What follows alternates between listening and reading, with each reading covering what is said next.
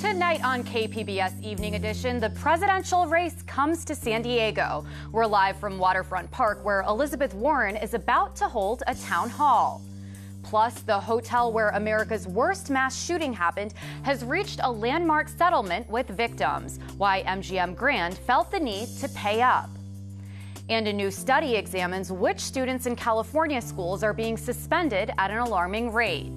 KPBS Evening Edition starts now.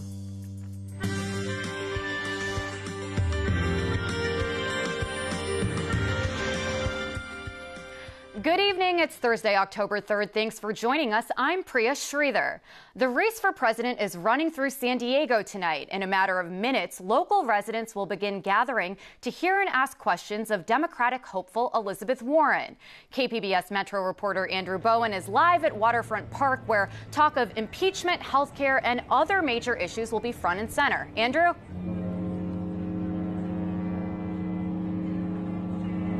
Well, thanks, Priya. Yeah, I'm here at Waterfront Park. The Senator Elizabeth Warren is going to be taking the stage right behind me in front of this big American flag. And just north of me, there are several hundred of her supporters who are lining up and waiting to get inside. She's supposed to take the stage at 7 o'clock tonight. I spoke to a few of those supporters, and here's what they had to say about why they came. Well, I'm sort of torn between Elizabeth Warren and Joe Biden. She's rising in the polls, she's soaring, and I just like her message. Who does the government work for? I mean, why are they there if not for the people? I'm formerly from America's finest city, but I currently live in Humboldt County. And when I heard Elizabeth Warren was going to be here today, I beelined it down here to see her. I just love how she's willing to fight against big corporations, the big banks. I love that she is the brainchild of the CFPB. I just want to see just the American consumer, the American taxpayer, have their rights respected.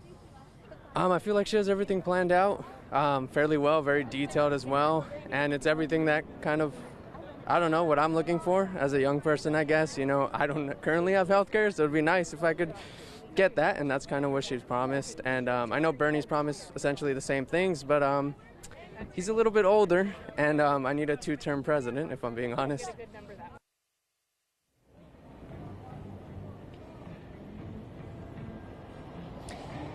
Now, Priya, as you heard, Elizabeth Warren has been rising in the polls. Just yesterday, she came in first in a poll of California voters, but virtually in a statistical tie with Joe Biden and fellow Senator Bernie Sanders. One thing that we're going to be listening for tonight, of course, is any thoughts of her on the impeachment inquiry into President Trump, some of the latest developments. And we do know that Elizabeth Warren is also trying to keep the focus of her campaign on policies and ideas. You heard some of her supporters talking about that and why they support her.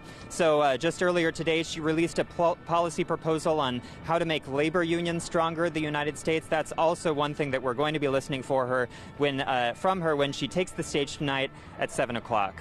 Reporting from Waterfront Park, Andrew Bowen, KPBS News.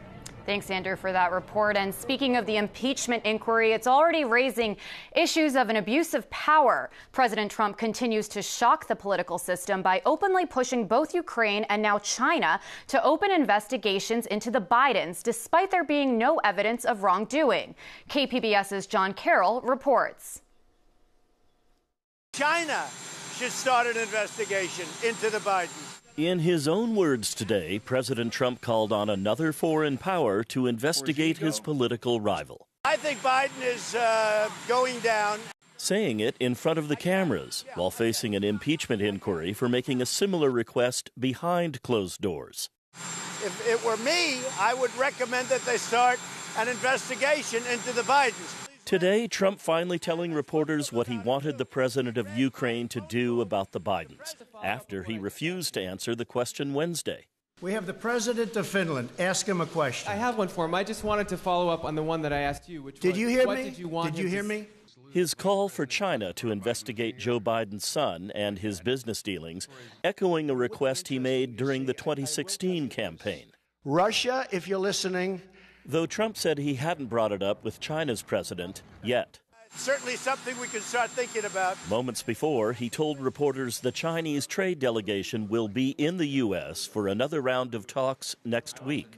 But if they don't do what we want, we have tremendous power. As Trump spoke, Vice President Mike Pence was in Arizona defending him and attacking Biden. The American people have a right to know whether or not the Vice President of the United States or his family profited from his position. There have been questions about Pence's role in the scandal after he was sent to Poland in the president's place last month, where he sat down with the Ukrainian leader but denied Biden came up. Well, on the first question, the answer is no. Pence's national security advisor was on the July call between Trump and the president of Ukraine, though aides insist Pence was unaware of the push for damaging information on Biden.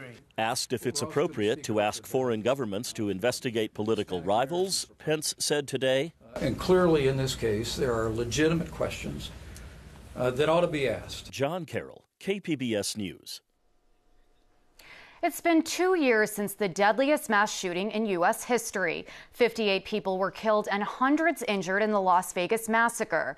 Today, a multi-million-dollar settlement is reached, signaling a new beginning for the victims. KPBS reporter Matt Hoffman has details. Nothing about my life is normal anymore. Shrapnel hit Chelsea Romo of Temecula in her face after a gunman opened fire from a room at the Mandalay Bay Hotel. A warning, you're about to hear a moment from the shooting. To me at the time, it sounded like when you're a kid, those pop rocks that you throw at the ground. And I just remember the last thing is there was no one to my right. I was to the far end of the stage, and I just looked up and I saw a gold, shiny Mandalay Bay, and my girlfriend said, "Duck." And then she said, "Chelsea, your face," and then being in the ER. And then I just remember waking up to my mom and my best friends in the ICU in Vegas. The shooting left Romo without an eye and severe head trauma. My whole cheek, my eyebrow, all of this it's all metal, all plates, screws. So I had it there. I had shrapnel. I still have shrapnel all through my forehead. I have it all throughout my brain. Now MGM Resorts, which owns the hotel, is agreeing to pay up to $800 million to victims. Attorney James France is representing Romo and nearly 200 others. MGM has stepped up and done the right thing, so the victims can put this behind them once and for all. He says MGM Resorts failed to secure the concert venue before the shooting. Virtually open to anyone that wanted to walk in, and one gentleman did with 17 weapons. Thousands of rounds of ammunition. France says if he and other attorneys didn't get involved, a settlement would have never come. I don't think they would have done anything if we hadn't done anything. Why would they? Romo says she'll never be able to forget what happened to her. My life's forever changed. Every morning I have to get up and put my lens in, and every night I have to take it out, and I have to click my heel behind every step I go down so I know when the next one is, and I'm never allowed to drive in the dark again. MGM expects the settlement to be fully resolved by the end of next year. Matt Hoffman, KPBS News. And MGM says the settlement is not an admission of liability, but that its goal was to resolve the legal matter so the victims and their families can move forward with the healing process. A 20-year-old Rancho Penasquitos man accused of the deadly Poway Synagogue shooting was back in court this morning. John T. Ernest pleaded not guilty to charges of murder, arson, and hate crimes. The defendant has been held in custody on charges stemming from the April 27th shooting at the Chabad of Poway. He is also being charged in relation to an arson incident at the Islamic Center of Escondido on March 24th. Ernest faces more than 100 charges and could face the death penalty. He's due back in court on December 5th. The Trump administration is moving forward with a plan to collect the DNA of immigrants held in detention. That's according to officials with the Department of Homeland Security. KPBS reporter Max Rivlin-Nadler tells us how civil liberties groups believe this might be a violation of privacy. In a conference call with reporters yesterday, DHS officials outlined a plan to expand DNA collection to all immigrants held in detention. This follows a pilot program conducted this summer along the southwestern border, which DHS used to crack down on what it deemed fraudulent families. But the new collection program would differ in substantial ways. It would not only be used to determine parentage, but also upload these profiles to the FBI's DNA database. The database is shared by hundreds of law enforcement agencies across the country. Mitra Ebedolahi, an attorney with the American Civil Liberties Union of San Diego and Imperial Counties, believes that this would drastically expand how DNA is being used on non-criminal populations. The new proposal would funnel potentially thousands of new records to the FBI. Doing that for people who have not been arrested or charged or convicted of serious crimes alters DNA collection from a criminal investigation tool, deeply problematic as it may be, to a population surveillance tool. A much broader scope, a much broader range of people are going to be swept up by this proposed expansion. And really, we think that is basically contrary to fundamental notions of a free society.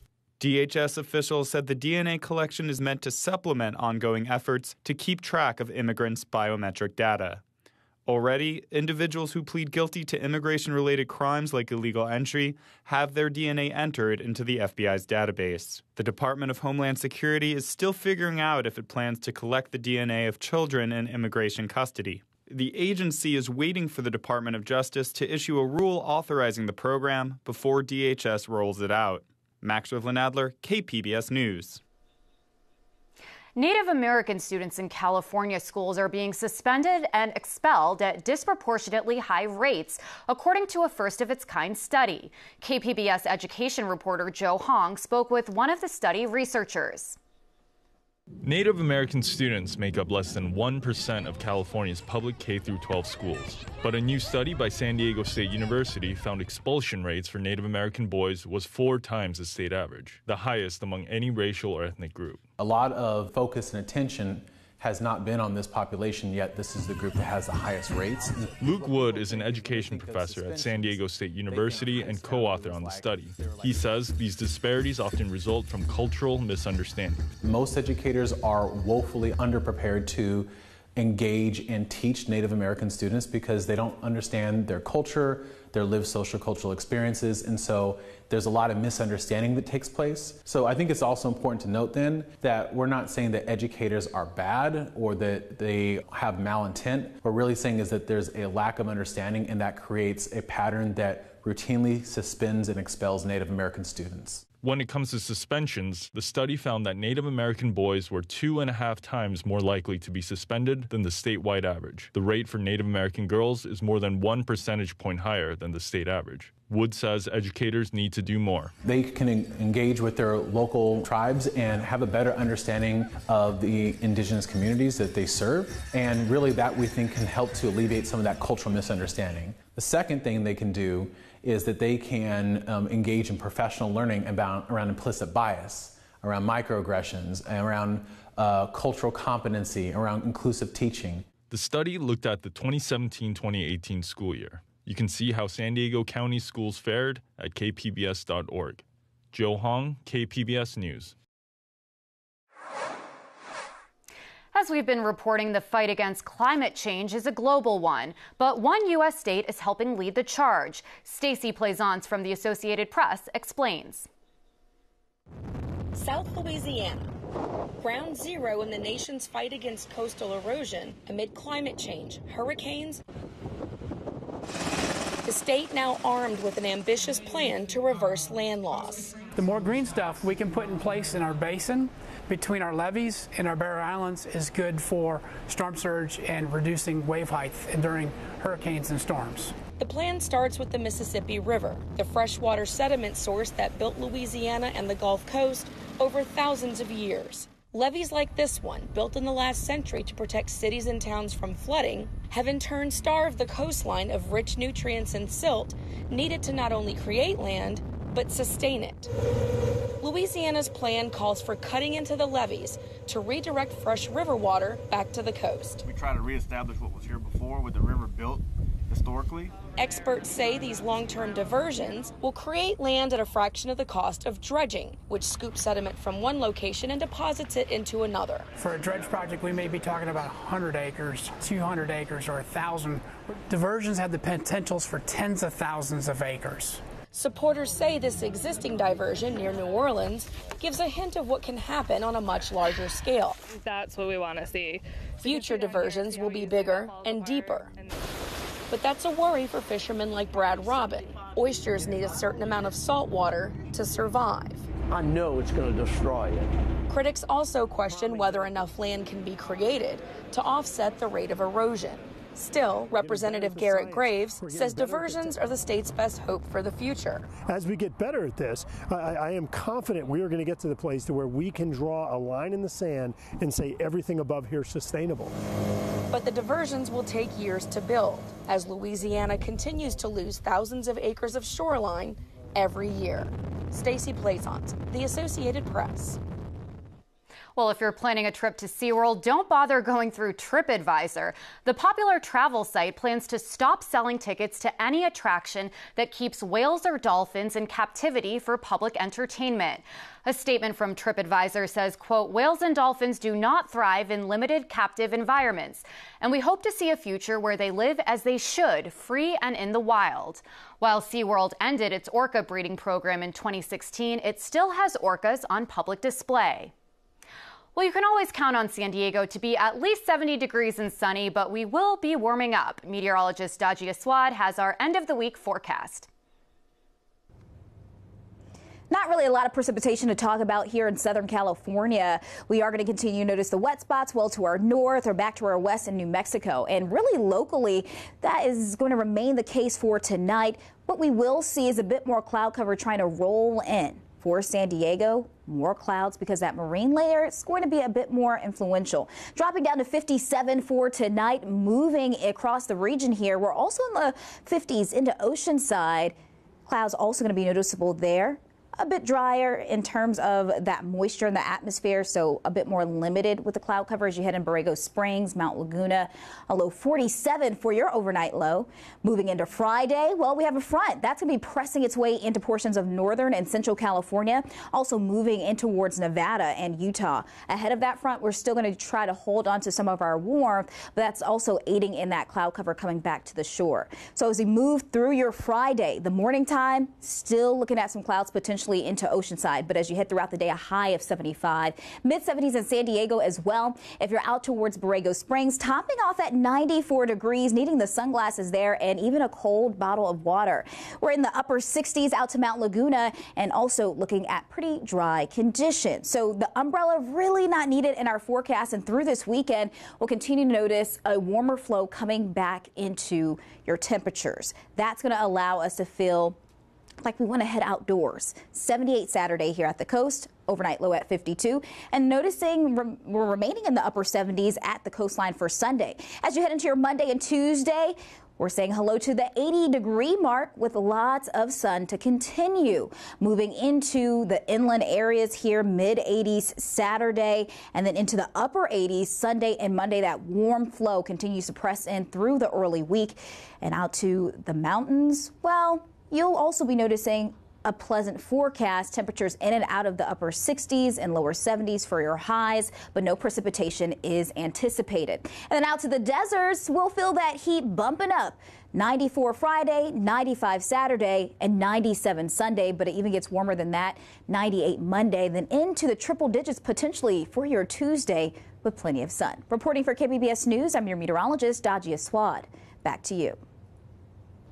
I'm Judy Woodruff. Tonight on the NewsHour, President Trump publicly urges China and Ukraine to investigate the Bidens. Coming up at 7 after Evening Edition on KPBS.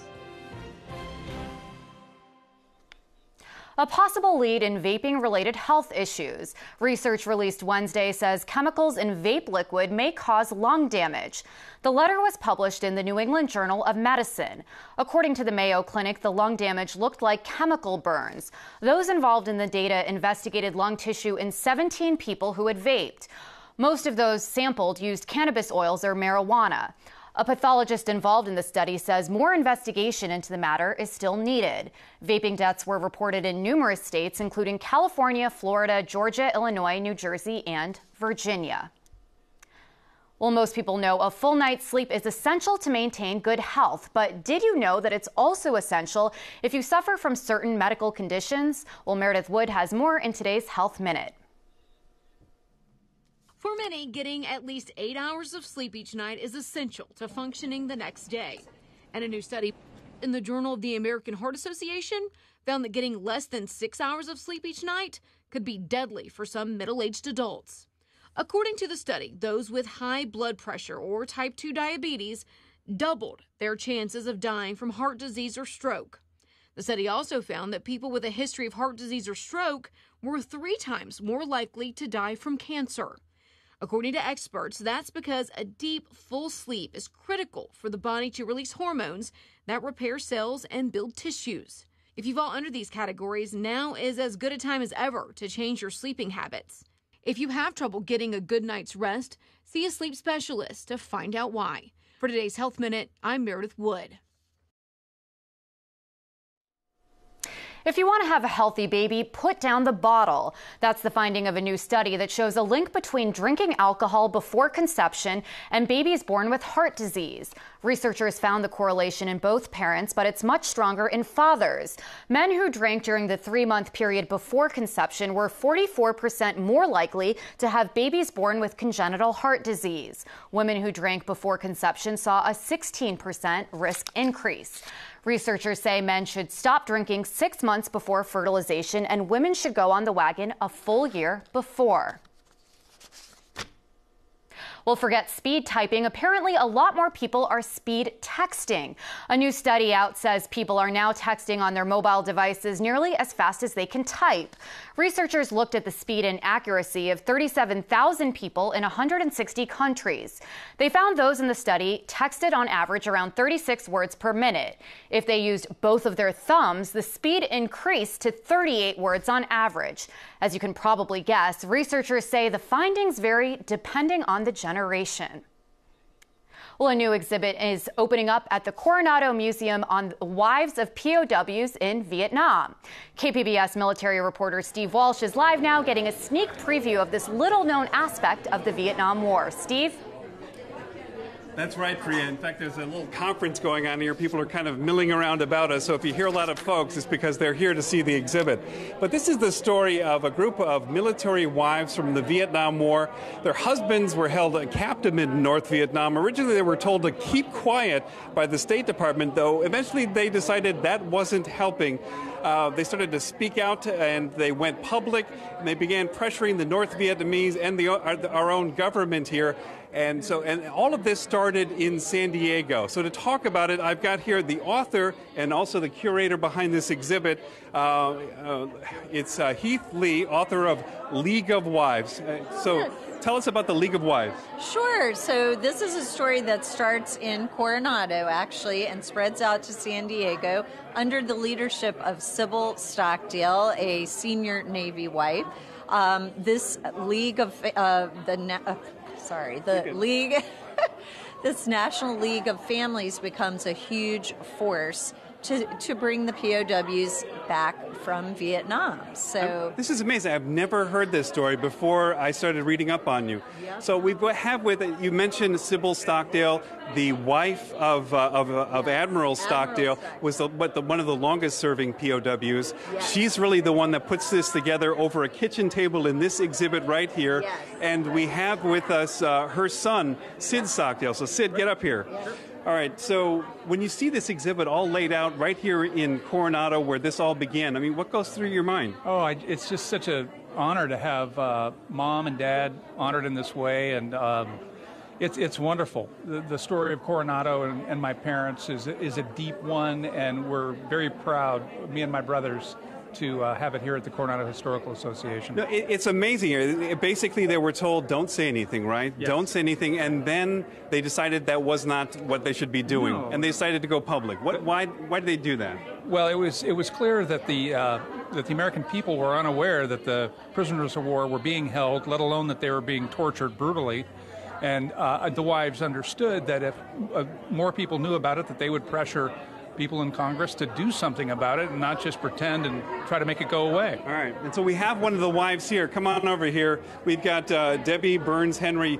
Your husband was shot down over North Vietnam in 1966, and there's a very significant anniversary coming up just tomorrow. Tomorrow, yes. I don't know how many years it is, but it was October 4th that he was shot down. Tell me about what it was like when you were first told that your husband was... Well, when the captain of the base at Lemoore and the chaplain were at my front door, I just knew something horrible had happened. And I thought at first he was dead. They said he landed in a waterway, they saw a parachute, but they never saw anything after that. And I didn't know he was alive for 5 years. Didn't know he was alive for 5 years. But yet, so when you see this exhibit, what does it mean to you? Oh, it's just amazing. It's so real to us, but we didn't know anybody else would be interested, and we're finding out a lot of people are very interested. My friends say we had no idea. All right, so we're going to have to leave it right there. This is out at the Coronado Museum. This is a private opening today, but this is going to be opening to the public tomorrow and then going forward. Live from Coronado, Steve Walsh, KPBS News. Certainly looks like a fascinating exhibition. Thanks so much for your reporting, Steve. Well, a trio of astronauts returned to Earth today from the International Space Station. They conducted research in biology, biotechnology, physical science, and earth science. U.S. astronaut Nick Cage was part of the three-man crew featuring a Russian cosmonaut and an astronaut from the United Arab Emirates, the first from his country to fly in space. Well, you can find all of tonight's stories on our website, kpbs.org/evening edition. Thanks so much for joining us, and I hope you have a great evening.